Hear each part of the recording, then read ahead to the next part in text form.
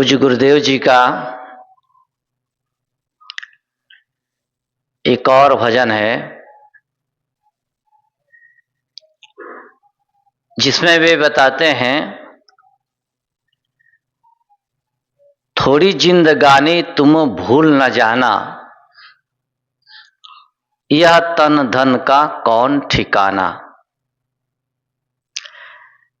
तेरी जवानी बाढ़ का पानी, सुंदर काया होगी पुरानी। 2 दिन में बूढ़ापन आए, नैन दिखे नहीं कान सुनाए।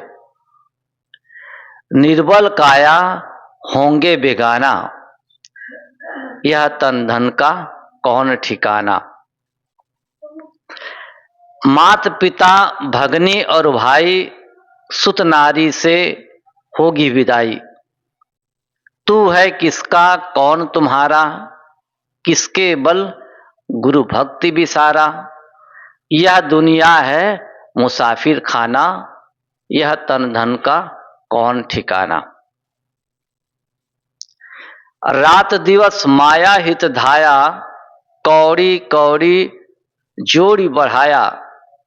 दान किया ना धर्म कमाया, मद माया में उम्र बिताया।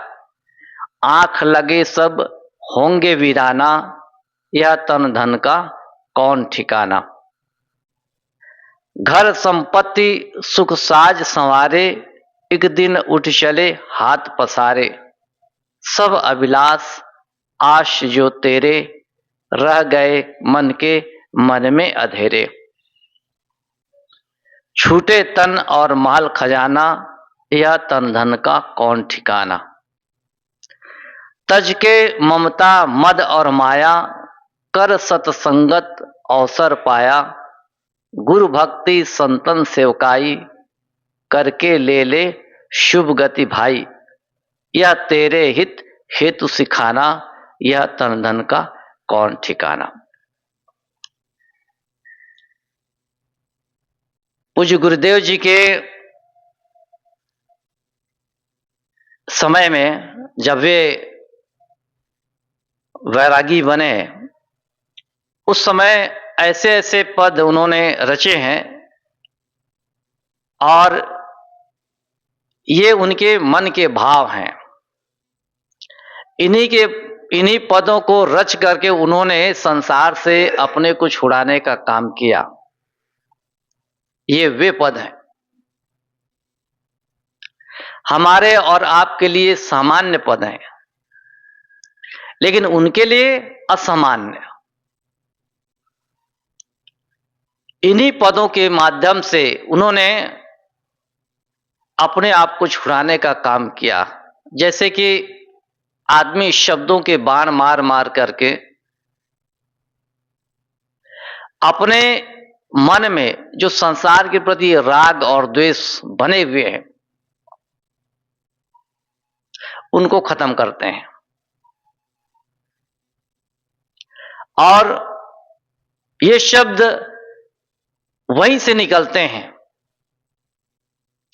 तो जीवन की वास्तविकता का दिग्दर्शन कराते हुए वे कहते हैं कि थोड़ी जिंदगानी तुम भूल न जाना, यह तन धन का कौन ठिकाना। संसार में देखा जाता है कि आदमी जो भी प्राणी पदार्थ मिले हुए हैं उनमें, और खास बात है वे तो बाहर की बात है, खास मोह होता है अपने देह के प्रति। और देह के प्रति जब मोह होता है तो इसी मोह के आधार पर संसार के प्राणी पदार्थ, उनके प्रति हमारे मन में मोह बनता है। गुरुदेव कहते हैं कि थोड़ी जिंदगानी तुम भूल न जाना। याद रखना, ये जिंदगानी बहुत थोड़े दिनों की है, लेकिन थोड़े दिनों की होते हुए भी यह संसार के प्राणी पदार्थ इसके साथ में रहेंगे। संभव है तुम इसमें भूल जाओगे, क्योंकि संसार में देखा जाता है कि कौन ऐसा व्यक्ति है जो इस संसार में आया हो, भले ही थोड़े दिन के लिए आया हो, लेकिन प्राप्त प्राणी पदार्थों के प्रति उनके मन में भी राग और द्वेष की जो भावनाएं हैं वो बनती रहती हैं। आदमी समझ नहीं पाता है, राग द्वेष बनाते चला जाता है और जीवन तो अल्प बहुत थोड़ा है। जीवन जब खत्म हो जाता है तब उसे लगता है कि अरे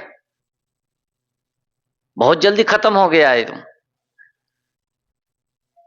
कई बार ऐसा धोखा होता है और लोग संसार के प्राणी पदार्थों में राग करते करते आसक्त होते होते अपने जीवन के संपूर्ण समय खो देते हैं। किनमें? इनको बटोरने में।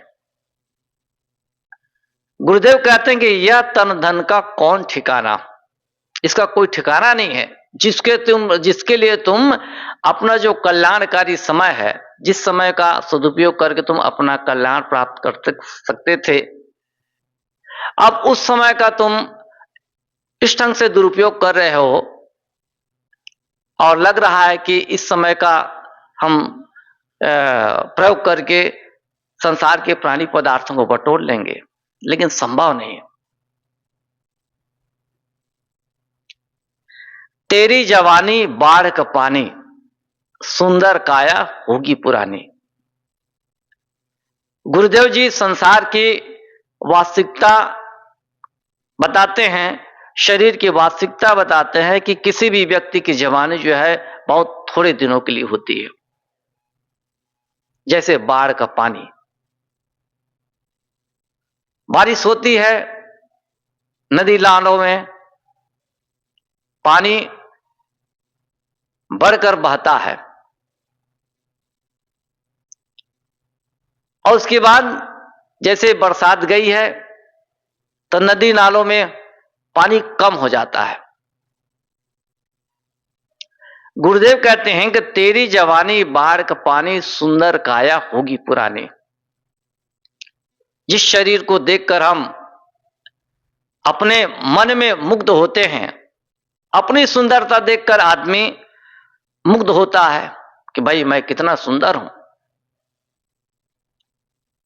मेरा शरीर तो है बिल्कुल लावण्य युक्त है और मैं गोरा चिट्टा हूं, जवान हूं। इस प्रकार वो अपने शरीर के प्रति अहंकार करता है। लेकिन गुरुदेव कहते हैं ये सुंदर काया है तो क्या होगा, एक दिन ये पुरानी होगी और ऐसी पुरानी होगी कि फिर इसकी नवीनीकरण नहीं कर सकते, इसको नया नहीं बना सकते, ये ऐसी पुरानी होगी। लेकिन आदमी इसका भी अभिमान करता है, पुरानी हो गई तो क्या हुआ। बहुत बार देखा जाता है जवानी में अपनी सुंदरता के कारण, बल के कारण, पद के कारण, धन के कारण आदमी ऐसा ऐसा काम कर जाता है कि वो शेष जीवन में केवल पश्चाताप करता है, ऐसा काम कर जाता है। और ये केवल मद है, प्रमाद है। इसी प्रमाद को नष्ट करने के लिए सदगुरु कहते हैं कि थोड़ी जिंदगानी तुम भूल न जाना। तुम्हारे पास बहुत कम समय है, जिंदगानी बहुत कम समय के लिए तुमको मिली हुई है, लेकिन तुम यदि भूल जाओगे तो बहुत अपराध करोगे। कहते हैं तेरी जवानी बाढ़ का पानी, सुंदर काया होगी पुरानी। 2 दिन में बूढ़ापन आवे, नैन दिखे नहीं कान सुनावे। फिर तो बूढ़ापन आ जाता है। अब फिर बूढ़ेपन में नाना प्रकार की शिकायतें मन में होती हैं, आंख से दिखाई नहीं पड़ता है ठीक से, कान से सुनाई नहीं पड़ता है। कई बार बूढ़े शिकायत करते हैं कि पहले सब्जी बढ़िया बनती थी, लेकिन अभी बढ़िया नहीं बन रही सब्जी। सब्जी में कोई मिठास नहीं होती है। तो सब्जी में मिठास होती है, जैसे पहले बन रही थी वैसे ही अब भी बन रही है, लेकिन जीभ में जो स्वाद लेने की जो शक्ति है ये छीन हो जाने के कारण लगता है कि सब्जी में स्वाद नहीं है, सब्जी बढ़िया नहीं है। तो जैसे आंखों से दिखना कम हो जाता है, कानों से सुनाना कम हो जाता है, उसी प्रकार से ये जीभ से स्वाद लेना भी कम हो जाता है।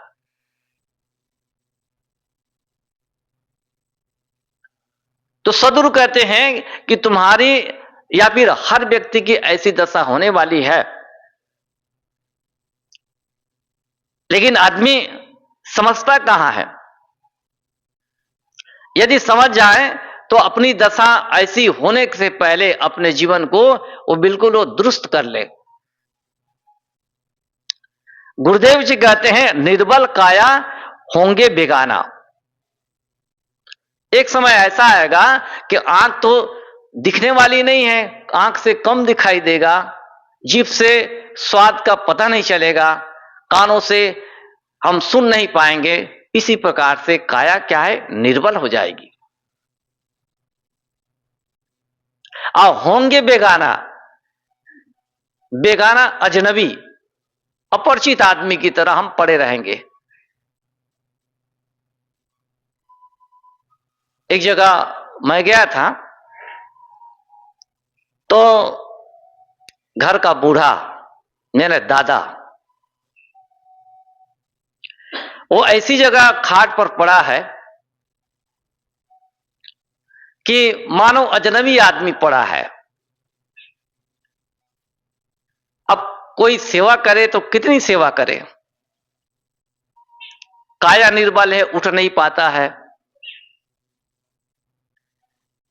पूछ लेते हैं दादाजी कुछ खाएंगे, कुछ पिएंगे, इशारे से कह देता है कि नहीं खाना है या खाना है। दाना पानी दे देते हैं, उसके बाद अपने काम धंधा में चले जाते हैं।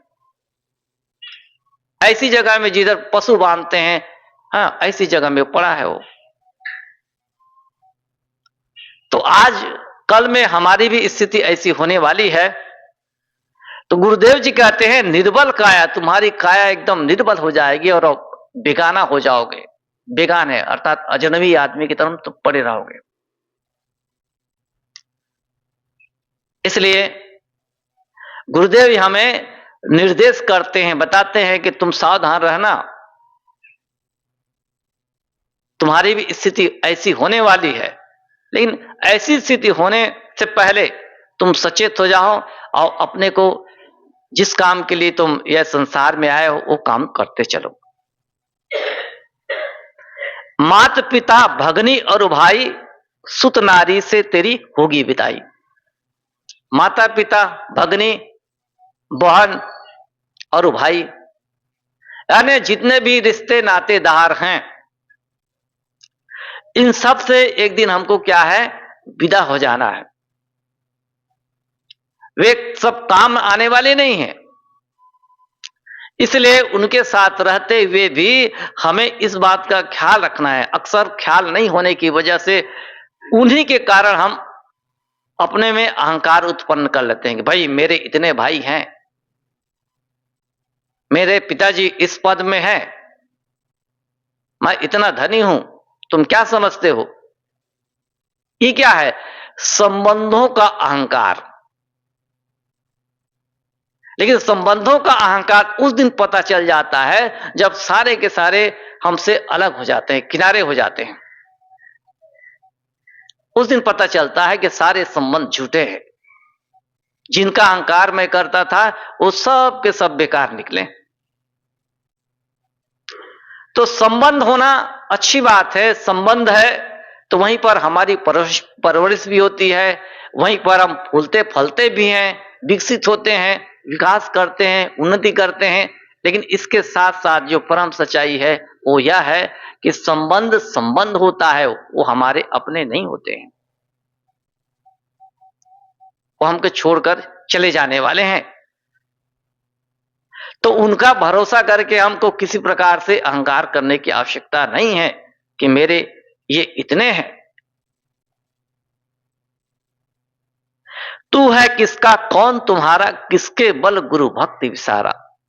गुरुदेव जी कहते हैं इस संसार में तुम्हारा क्या है, तुम्हारा कौन है और तुम किसके हो। तुम्हारा क्या है और तुम किसके हो, जिसके बल पर तुम गुरु भक्ति को विसार दिए। ये कौन है भाई, जिसके बल पर तुम अपने जो गुरु भक्ति करते, गुरु भक्ति करके अपना कल्याण करते, तो उस गुरु भक्ति को भी तुमने विसार दिया। ये कौन लोग हैं, जरा पता तो करो। गुरुदेव जी कहते हैं यह दुनिया है मुसाफिर खाना। याद रखो, जितने भी बड़े से बड़े नेमी प्रेमी मिल जाते हैं, वे जीवन में हमारे लिए कुछ सहयोग करते हैं, जीते हैं। किसी बात की हमें कमी होती है तो वो पूरी कर देते हैं, मदद करते हैं। लेकिन इन सब के होते हुए भी अपने आप को सोचना चाहिए कि मैं एक मुसाफिर हूं। ये संसार क्या है, मुसाफिर खाना है। हर व्यक्ति को यहां से चला जाना है। जैसे कोई आदमी बाग में जाता है, तो बाग में जाता है तो स्वाभाविक है, बाग में प्रवेश किया है तो निकलेगा। इसी प्रकार से ये संसार क्या है, बाग है, बाग मुसाफरी करने की जगह है। एक समय आएगा यहां से सबको जाना होगा बारी बारी से। इस बात को गुरुदेव जी याद दिलाते हैं कि हर व्यक्ति के लिए यही दशा होने वाली है। अतः हर व्यक्ति को चाहिए कि वो सावधानी पूर्वक जीवन को जिए। वे कहते हैं कि रात दिवस माया हित धाया, कौड़ी कौड़ी जोरी बढ़ाया। जो अपने जीवन के बारे में समझना नहीं चाहता है, जानना नहीं चाहता है, तो उसके सामने एक संसार के प्रति मोह रहता है।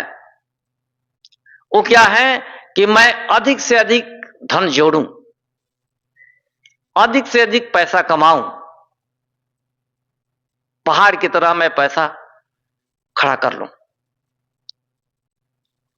स्वाभाविक है, जीवन में धन की आवश्यकता है, इसको नकारा नहीं जा सकता। जीवन में धन चाहिए, पद चाहिए, प्रतिष्ठा चाहिए, नाते रिश्तेदार चाहिए, इन सब की जरूरत है और है भी। लेकिन कभी कभी देखने को मिलता है कि लोग पैसे और धन के लिए इतने पागल हो जाते हैं कि अपने भाई को भी समझते नहीं है, पिता को भी समझते नहीं है, माता को भी समझते नहीं है, पत्नी को भी समझते नहीं है। धन इतना उसके सिर पर हावी हो जाता है कि नहीं, धन ही बड़ी चीज है। कई बार सुनने में आता है अपने माता पिता से अलग हो गया लड़का, पत्नी बच्चों के साथ। अब माता पिता से वो कह रहा है कि नहीं, हमको बंटवारा दे दो। एक ही बेटा है, फिर भी कहता है कि हमको बंटवारा दे दो। पिता नाराजगी व्यक्त करते हैं कि नहीं, अभी बिल्कुल नहीं होगा। अब माता पिता को परेशान करने लगता है, हमको बंटवारा चाहिए। यह है धन की लिप्सा। अकेला है बेटा, माता पिता हैं, बेटे बहू हैं, बस उतना ही है। लेकिन फिर भी नहीं, धन उसको चाहिए, बंटवारा चाहिए। तो माता पिता से क्या बंटवारा लेना भाई? माता पिता का हिस्सा तो पूरा पूरा बेटे के ऊपर आता है। लेकिन धन में जो लिप्सा है, वो लिप्सा कहती है कि नहीं, हमको चाहिए। इस प्रकार वो धन कमाने के लिए, धन जोड़ने के लिए कुछ भी कर सकता है। देखते हैं आज बहुत से लोग पैसा के लिए इस प्रकार से पागल हैं कि पैसा जायज रूप से तो कमाया जाता है, सो उचित है। पैसा कमाने का स्रोत जो है नाजायज तरीके से लोग अपना रहे हैं। बहुत से नेता ऐसे भी हैं, उनके यहां बहुत पैसे मिलते हैं, छापा पड़ता है तो वो पैसे कहां से आए? जनता का, सब जनता के पैसे हैं वो। तो लोग नाजायज तरीके से पैसा कमाना ये शुरू कर देते हैं। उनका कहने का मतलब ये है, हमको पैसा चाहिए, जायज और नाजायज से कोई मतलब नहीं, हमको पैसा चाहिए, चाहे जैसा हो। पैसा तो मिल जाता है नाजायज तरीके से, जायज तरीके से, लेकिन पैसा पाने का जो नाजायज तरीका से हमने क्रम अपनाया है, ये बहुत खतरनाक होता है। ऐसी दुर्गति होती है, दुर्गति भोगने वाला ही जानता है कि मैंने गलत ढंग से पैसा कमाया है, गलत ढंग से लोगों के सामने पेश आया है और आज मुझे भोगना पड़ रहा है। और उस पैसे को जो पाते हैं घर के लोग, वे लोग भी बर्बाद हो जाते हैं, क्योंकि गलत ढंग से आया हुआ पैसा सबको बर्बाद करके चला जाता है। एक दिन अंत में उन सबको पछताना पड़ता है। शुरू शुरू में लगता है अरे हमारे पास बहुत पैसा है, अच्छी अच्छी गाड़ियां खरीद लेते हैं, बिल्डिंग बनवा लेते हैं और भी ऐश्वर्य के साधन बटोर लेते हैं, लेकिन सारे साधन उनके लिए बेकार साबित होते हैं। कब? जब शरीर रोगी हो जाता है, शरीर पीड़ा से भर जाता है, उस समय ऐश्वर्य के साधन क्या करेंगे? कुछ नहीं करते हैं। इसलिए हमें चाहिए कि हमें धन चाहिए तो धन उचित ढंग से हम कमाएं। धन कमाने के लिए गलत नीति और गलत रास्ता नहीं अपनाना चाहिए।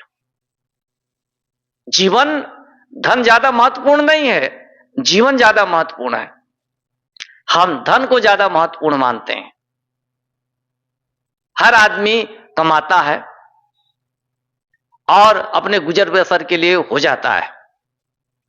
जितना अधिक से अधिक कमा सके अच्छी बात है, लेकिन गलत रास्ता से पैसा कमाने का जो ढंग अपनाते हैं लोग, ये बहुत दूर तक नष्ट करता है, बहुत दूर तक। जैसे फसल को टिड्डी कीड़े चढ़ जाते हैं ना, उसी प्रकार से हमारे परिवार को, जीवन को हमारे द्वारा किए गए अपराध ये चढ़ जाते हैं। वो समझ में नहीं आता है, बाद में पता चलता है कि नहीं, हमने गलत किया। तो गुरुदेव कहते हैं, रात दिवस माया हित धाया, कौड़ी कौड़ी जोरी बढ़ाया, दान किया ना धर्म कमाया, मद माया में उम्र बताया। और ऐसे जो पैसे मिलते हैं गलत रास्ते से, गुरुदेव जी कहते हैं कि उन पैसों में लोगों का इतना मोह हो जाता है कि किसी को पैसे के द्वारा मदद करना भी वो नहीं चाहते। किसी धार्मिक कार्यक्रमों में भी पैसे को खर्च करना नहीं चाहते हैं। इस प्रकार मद और माया में, जो पैसा है उसके मद में, और जो मन की बातें हैं, मन की लालसाएं हैं, कि हमें इन पैसों से ये काम करना है। इस माया में क्या है, अपना संपूर्ण जीवन जो है सोचते विचारते वो बिता देता है, लेकिन कर कुछ नहीं पाता है। गुरुदेव कहते हैं आंख लगे सब होंगे बिराना। जब आंख, ऐसे लोगों की जब आंख बंद हो जाती है तो उनके लिए पूरा संसार वीरान हो जाता है। क्या ठहरता है? कुछ भी नहीं ठहरता है। जिन पैसों के लिए हमने हाय हत्या की, अपने पुत्र परिवार के वो हम संपन्न बनाना चाहते रहे, इसलिए बहुत धन कमाया, अंत में क्या हो गया, वो सारे के सारे हमारे लिए अलग हो गए, वीरान हो गए, कोई मतलब नहीं उनसे। तो ये मोह माया का क्रम ही ऐसा होता है। मोह माया में पड़ा हुआ आदमी की यही उनका ख्याल होता है और वैसे जीवन जीता है, अंत में केवल पश्चाताप करते हुए संसार से विदा हो जाता है। तो गुरुदेव कहते हैं जीवन रहते तुम्हें इन बातों को समझना है और समझ करके अपना जो वर्तमान जीवन है, शेष जीवन है, उसको ठिकाने से जीना है। संतों की कितनी कृपा होती है, वे अपने जीवन में देखी हुई बात, अनुभव किया हुआ बात हम लोगों के लिए पोथी में धर जाते हैं। बहुत लोग हैं जो पोथी में नहीं धर पाते हैं, लेकिन उनका अनुभव लोगों के सामने रहता है। तो महापुरुषों का काम होता है कि हम जिस पथ में चले हैं और उस पथ में हमको क्या क्या अनुभव हुआ है और जीवन की वास्तविकता क्या है, लोगों को देखकर हमने क्या सीखा है, ये सारी बातें वो क्या है अपने पद के माध्यम से, लेख के माध्यम से धर जाते हैं, जिससे कि आने वाली पीढ़ी है उनमें यदि कोई विवेक बुद्धि हो तो इन किताबों को, इन ग्रंथों को, इन रचनाओं को पढ़कर, सुनकर, देखकर वो समझ सकते हैं और अपने जीवन को बेहतर बना सकते हैं। इस उद्देश्य से वे ये सारी किताबें अपने जीवन रहते रहते छपाते हैं। नहीं छपा पाते हैं तो उनके कोई शिष्य जन है, वे छपाते हैं ताकि हमारे गुरुदेव का जो अनुभव है उससे लोग जो है फायदा उठा सकें। तो गुरुदेव जी कहते हैं घर संपत्ति सुख साज संवारे, एक दिन उठ चले हाथ पसारे। अपने घर द्वार को सजाने के लिए, संपत्ति इकट्ठा करने के लिए और सुख सुविधा के साज संवारने के लिए आदमी कितनी मेहनत करता है, बहुत मेहनत करता है। उतनी मेहनत यदि कल्याण के लिए करे तो कई बार कल्याण इस जीवन में हो सकता है, लेकिन इधर के लिए मेहनत नहीं होती है, क्योंकि कल्याण का रास्ता बहुत दुर्गम रास्ता होता है। जैसे कोई पहाड़ पर चढ़ता हो, कितनी कठिनाई है, देखने में लगता है कि यार गिर न जाए, गिर न जाए। इससे कई गुना कठिन है कि कल्याण के मार्ग में चलना।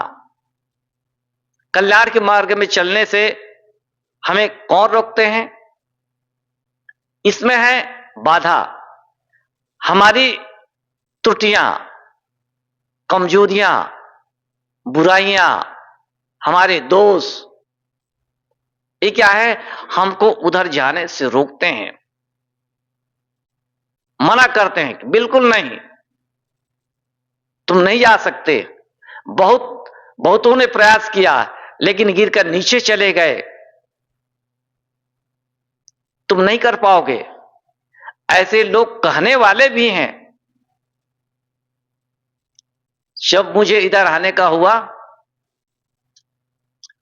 तो कई लोगों ने कहा अरे ये सब तो बुढ़ापा में करने की चीज है, अभी से तुम जाके क्या करोगे।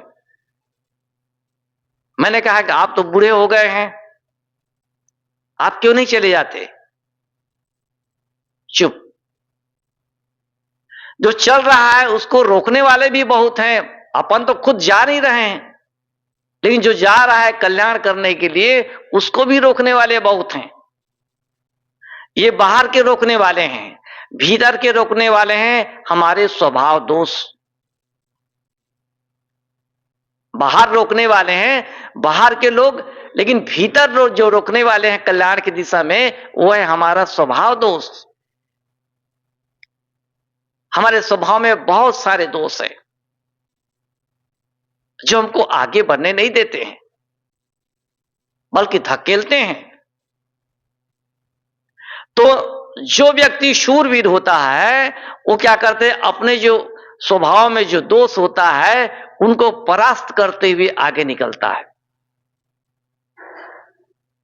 उन दोषों को जीतते हुए आगे निकलता है।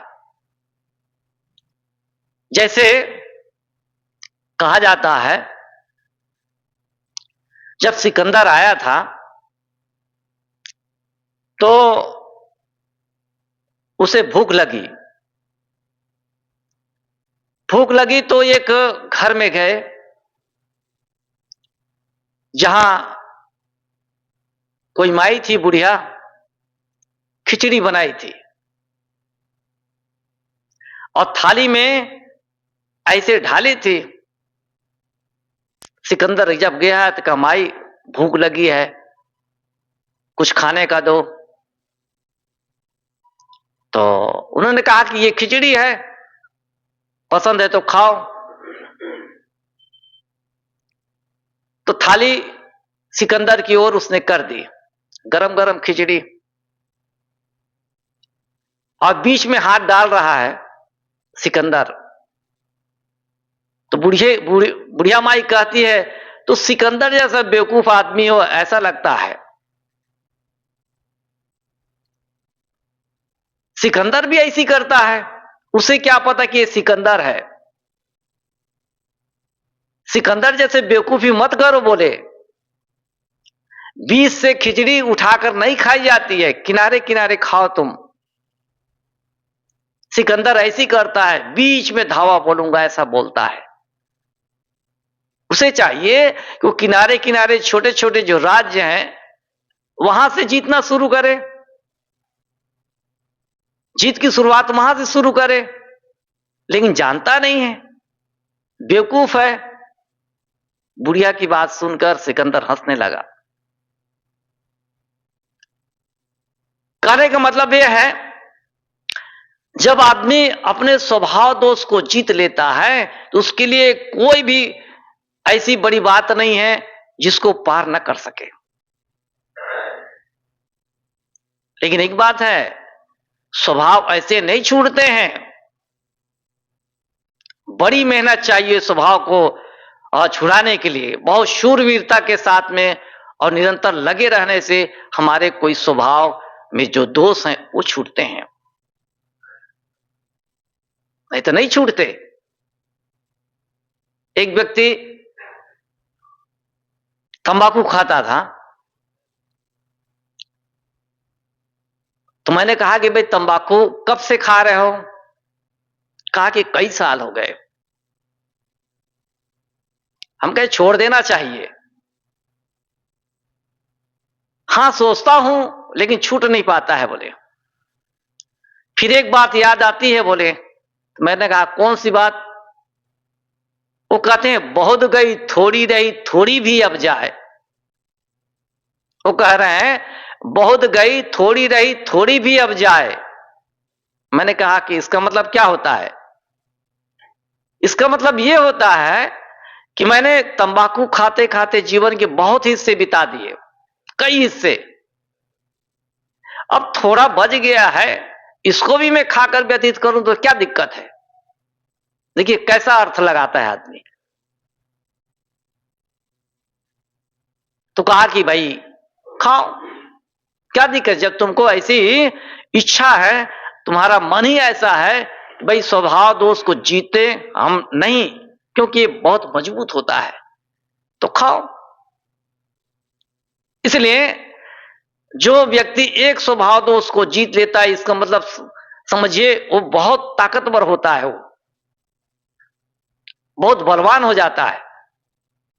और फिर उसी बल से क्या करता है कि दूसरा जो स्वभाव दोष है उसको भी परास्त करता है। सिकंदर क्या करता था, वो छोटे छोटे राजाओं को जीतता था, उसकी सैनिक जो होती थी उसको भी साथ में लेकर चलता था, फिर दूसरे राजा को जीतता था, तीसरे राजा को। इस प्रकार से सैनिकों का क्या हो गया, भंडार हो गया उनके पास। इसी प्रकार से हम एक कोई अपने स्वभाव दोष को जीतते हैं तो समझा जाए कि हम बलवान हो जाते हैं। फिर उसी बल से फिर दूसरा स्वभाव दोष है उसको जीतते हैं और बलवान हो जाते हैं।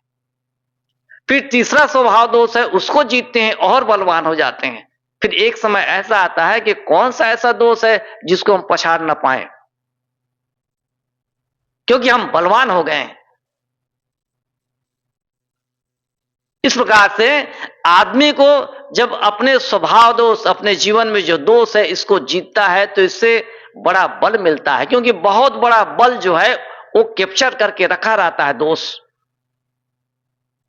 बहुत बड़ा बल वो अपने पास रखता है, हमारा बल। न जाने कितने दोष हैं, ये सारे के सारे दोष क्या है, हमारे बल को अवशोषित करके, एब्जॉर्ब करके रखे हुए हैं, हमको देते नहीं हैं। सब अपने अपने पास रख लिए हैं। अब हमारे पास ताकत ही नहीं है, हमारे पास बल ही नहीं है। चाहते तो बहुत कुछ है, लेकिन बल नहीं होने के कारण हम कुछ भी नहीं कर पाते हैं और दोष हम पर हावी हो जाते हैं। इसलिए किसी न किसी प्रकार से हमको क्या है, अपने दोषों को जीतने के लिए बल एकत्र करने की, इकट्ठा करने की जरूरत है। इसलिए सत्संग की आवश्यकता होती है, संयम की आवश्यकता होती है। संयम सबसे बड़ा देवता होता है। जब आदमी संयमित जीवन जीता है तो उसका बल कहीं बाहर की ओर जा रहा होता है तो बल बाहर जाने से बचा लेता है वो। इस प्रकार धीरे धीरे करके सत्संग करते हुए, संयम करते हुए अपने जीवन में एक बल का अनुभव करता है और उसी बल से एक स्वभाव दोष को जीत लेता है। फिर तो उसका तो खाता खुल जाता है, उसको रास्ता मिल जाता है। तो स्वभाव में जितने दोष छिपे हुए हैं सारे दोषों को परास्त करके वो बल अपने पास खींच लेता है। इस प्रकार वो अपना बल का अनुभव करता है कि वास्तव में ये सारे के सारे बल मेरे कहां थे, दोषों के पास थे, मेरे अवगुणों के पास थे, मेरी त्रुटियों और कमजोरियों के पास थे। अब उन बलों से हमें जब काम लेना है और स्वभाव दोष हम जीतकर बलवान हो गए, तब समझ में आता है कि नहीं नहीं, ये मेरा बल है। कितना बल है मेरे पास, यह है मानसिक बल। इसलिए हर व्यक्ति को चाहिए कि अपने स्वभाव को जीते। देखेंगे आपके सारे बल आपके पास ही हैं, लेकिन स्वभाव जो दोष है उनके पास हैं, वो अपने कैद करके रखे हैं, मुट्ठी में मुठिया के रखे हैं। हमें कोई भी काम करना होता है, स्वभाव दोष अपने पास रख लेता है। हम, हमारे पास बल नहीं, हम कहते हैं हमसे नहीं हो पाएगा। ये क्यों कहते हैं जानते हैं? क्योंकि हमारे हाथ में अब बल नहीं है। मेरा जो स्वभाव दोष है वो अपने पास रख लिया है, वो मुझे देता नहीं है। इसलिए धीरे धीरे चाहे जैसे भी हो, हम अपने स्वभाव को जीतेंगे, दोषों को जीतेंगे तो हमारा बल हमारे हाथ में आ जाएगा। तब कौन सा ऐसा काम है जिसको हम नहीं कर पाएंगे? जिस काम को कोई आदमी कहता है कि ये कर लो, कहकर हम नहीं कर पाएंगे, हम नहीं करेंगे, ये कौन कहता है? ये दोष कहता है। अब इसी के अंदर, इसी के पास हमारा बल छिपा हुआ है। इसलिए उस बल को क्या करना है, हमको उसको स्वभाव दोष को जीतकर बल को अपने पास लेना है, अर्जित करना है उसको। फिर हमारा बल हमारे पास नहीं रह गया है, ये दोषों के पास चला गया, त्रुटियों के पास चला गया, बुराइयों के पास चला गया है, वो कैद करके रखे हैं। गुरुदेव कहते हैं घर संपत्ति सुख साज संवारे, एक दिन उठ चले हाथ पसारे। तो हम सुख का साज संवारने के लिए बहुत मेहनत करते हैं, बहुत मेहनत करते हैं। इतनी मेहनत करते हैं कि हम मेहनत करते करते एक दिन ऐसा आता है कि बिल्कुल हाथ पसार कर हम चले जाने की स्थिति में आ जाते हैं। गुरुदेव कहते हैं कि सब अभिलाष आस जो तेरे, अपना नाम लेकर यहां पर गुरुदेव कहते हैं कि ए अभिलाष, तेरी जितनी भी आशाएं हैं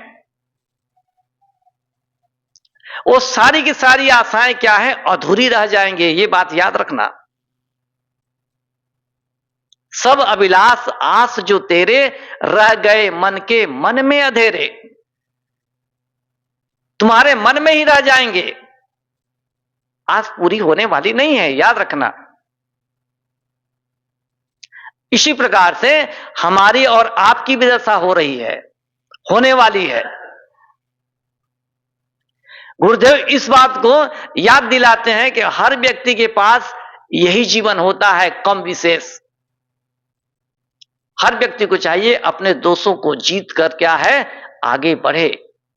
कोई भी आदमी आगे बढ़ेगा तो तब तक नहीं बढ़ सकता जब तक अपने दोषों को जीतेगा नहीं, तब तक। मार्ग तय करने का यही रास्ता है। कल्याण दिशा में जाना है तो रास्ते में क्या है, दोष भरे पड़े हैं। उन्हीं दोषों को परास्त करते करते हमको एक दिन कहां जाना है, अपने कल्याण के धाम में जाना है। ऐसा नहीं जा सकते। जितनी गलतियां हैं, जितने दोष हैं, इनसे हमको इनको परास्त करना है, इनसे शिक्षा लेना है, शिक्षा लेकर आगे बढ़ना है। ये हमारी परीक्षा है। इनको हम परास्त नहीं कर पाएंगे, इसे शिक्षा नहीं ले पाएंगे, इसको नहीं मार पाएंगे, इसका मतलब है हम आगे नहीं बढ़ पाएंगे। स्टेशन जाना है तो हमको कहां जाना है, स्टेशन जाना है तो अबूबकरपुर पार करना पड़ेगा, सुलेम सराय पार करना पड़ेगा, चौफटका पार करना पड़ेगा, पानी टंकी पार करना पड़ेगा, तब कहीं स्टेशन जाएंगे। इसी प्रकार से अवगुणों को, दोषों को, त्रुटियों को, बुराइयों को, कमजोरियों को पार करते हुए, उनको जीतते हुए हम आगे बढ़ेंगे। तब हम अपनी जो कल्याण की दशा है, कल्याण का जो मंजिल है, वहां पर पहुंच पाएंगे, अन्यथा संभव नहीं। गुरुदेव कहते हैं कि छूटे तन और माल खजाना। ये शरीर चाहे जितना बलवान हो, सुंदर हो, और जिसमें जितनी इसमें ताकत हो, हमारे पास जो कुछ भी माल खजाना है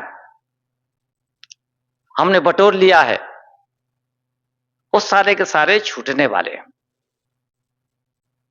इसलिए छूटने से पहले इनकी हकीकत को समझने की आवश्यकता है। जीवन निर्वाह के लिए तो वस्तुएं चाहिए, पैसे चाहिए, अन्न जल की आवश्यकता है, सबकी आवश्यकता है। लेकिन अधिक अधिक जहां पर हमारे मन में बटोरने की मनसा होती है, वो मनसा गलत है। बस थोड़े दिन के लिए यहां हमें रहना है, थोड़े दिन के निर्वाह के लिए हमारा शरीर है, उनसे हम श्रम करते हैं, श्रम से जो मिलता है वो हमारे जीवन निर्वाह में काम में आता है। अधिक जोड़ने की आवश्यकता नहीं होती है। लोग सोचते हैं कि भाई मैं अपने बच्चों को धनी बनाऊंगा, बच्चे के बच्चे धनी बनेंगे, उनके बच्चे धनी बनेंगे, उनके बच्चे। अरे कहां तक ठेका लेके चल रहे हो तुम? तुम्हारा काम है, बाल बच्चे हैं तुम्हारे, तो उनको पालो पोसो, बढ़िया से शिक्षित दीक्षित करो, बढ़िया संस्कारित करो, यहां तक ठीक है।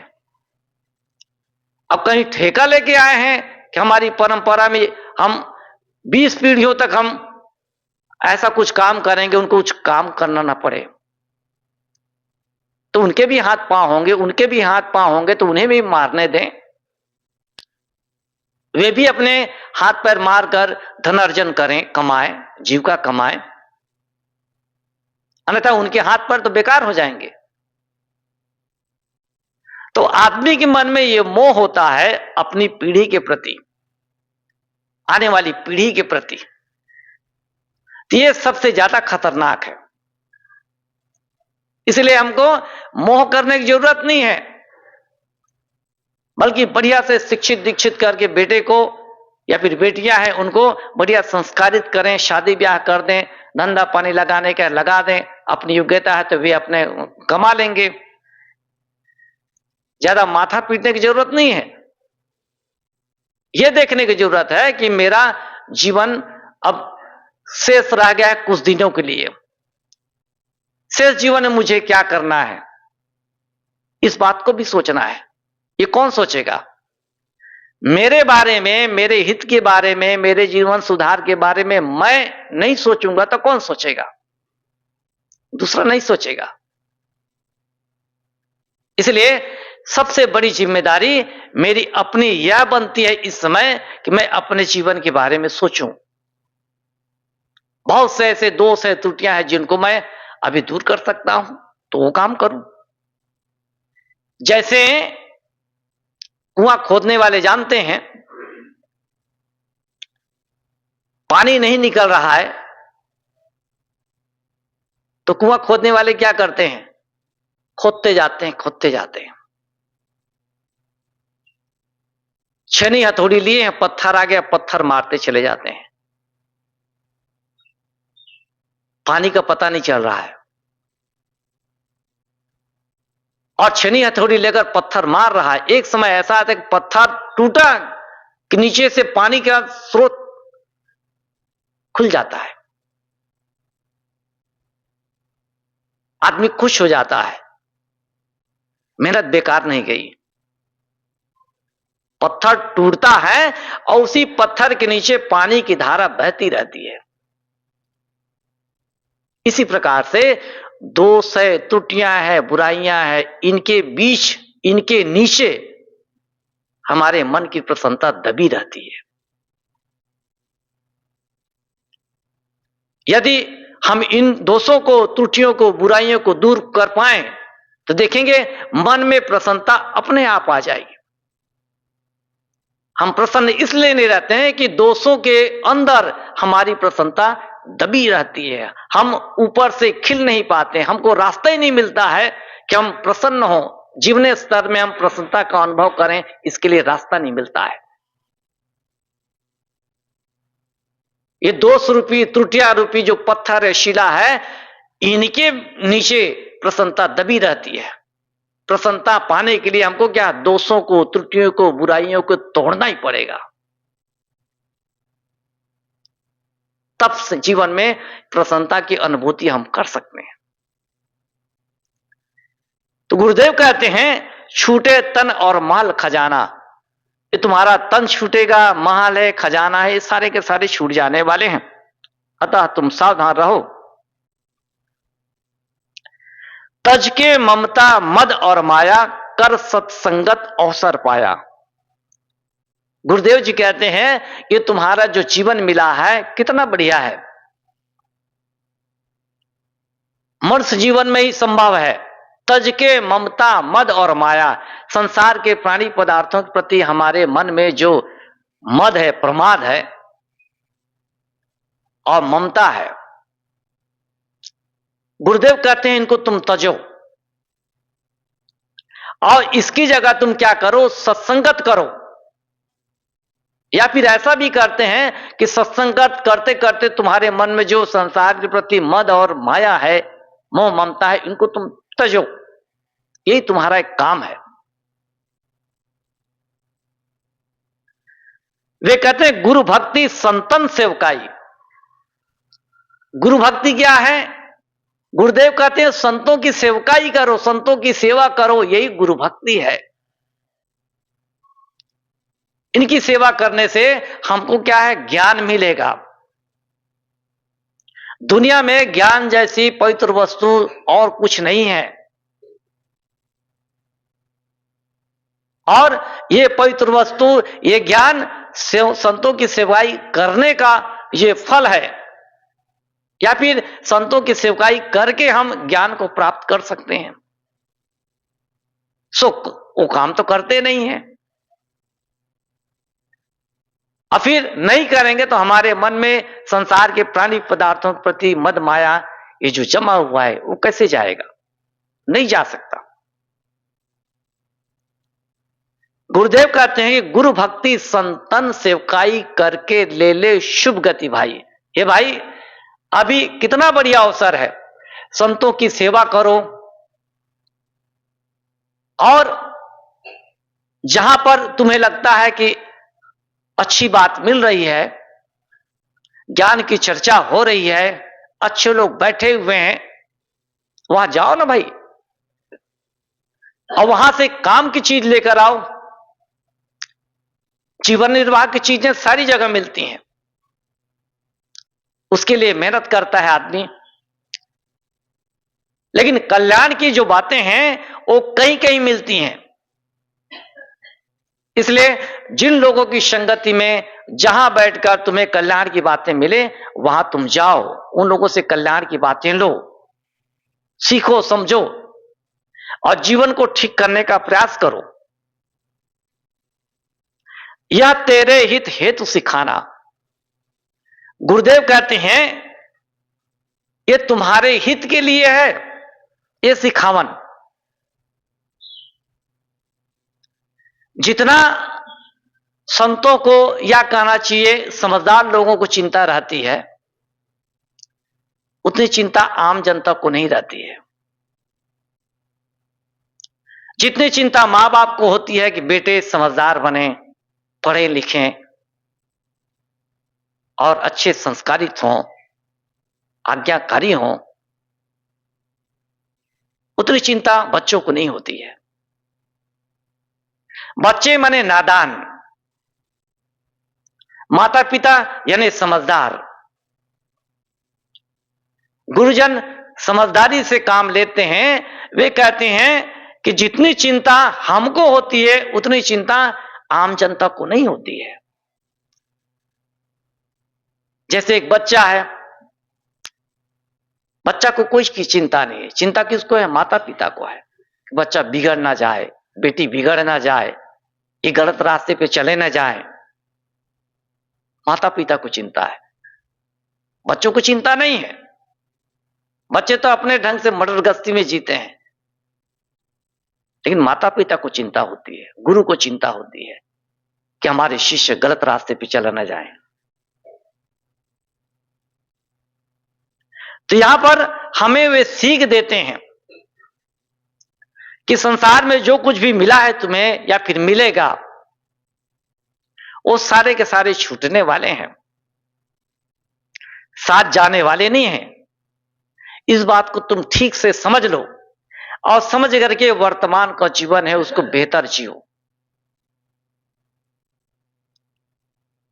जब ऐसा आदमी सीख और समझ जाता है, समझने के बाद अपने जीवन को वो जीने लगता है, तब उसे अनुभव होता है कि वास्तव में जो सीख मिली है, ऐसी सीख कहीं कहीं मिलती है, ऐसी समझ कहीं कहीं मिलती है, जिस सीख और समझ को पा करके आदमी अपना बिगड़ा जीवन संवार लेता है।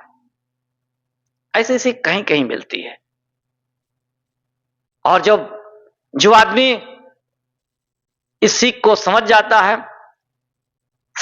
है और जीवन में अमल में लाता है, तो जरूर उसके जीवन से भी बहुत सारी बुराइयां हैं, बहुत सारे दोष हैं, अपने आप निकलने लगते हैं। इस प्रकार हर आदमी को ज्ञानी बनने की जरूरत है, समझदार बनने की जरूरत है, जिससे कि उस ज्ञान और समझ से अपने जीवन को आज से बेहतर बना सके, आगे बढ़े तो कल से भी परसों बेहतर बना सके। इस प्रकार धीरे धीरे मेहनत करते करते आदमी अपने जीवन को बिल्कुल सुंदर बना सकता है। यही कहना चाहिए, हमारे जीवन का उद्देश्य है कि जीवन को हम सुंदर बनाएं, जिसमें सुख हो, शांति हो, अमन चैन हो। आदमी यही तो चाहता है, और क्या चाहता है। इसलिए हमें ऐसा प्रयास करना चाहिए जिससे कि जीवन में सुख शांति हो, अमन चैन हो।